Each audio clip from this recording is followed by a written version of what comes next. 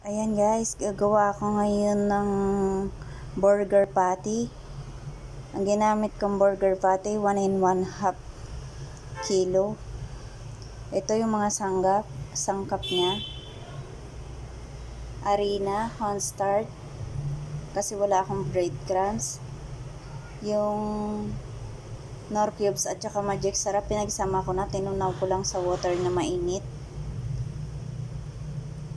Himalayan salt, paminta, itlog, sibuyas, bawang, and carrots.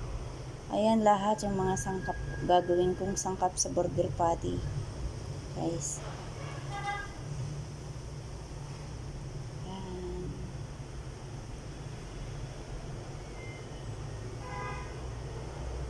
Ayan.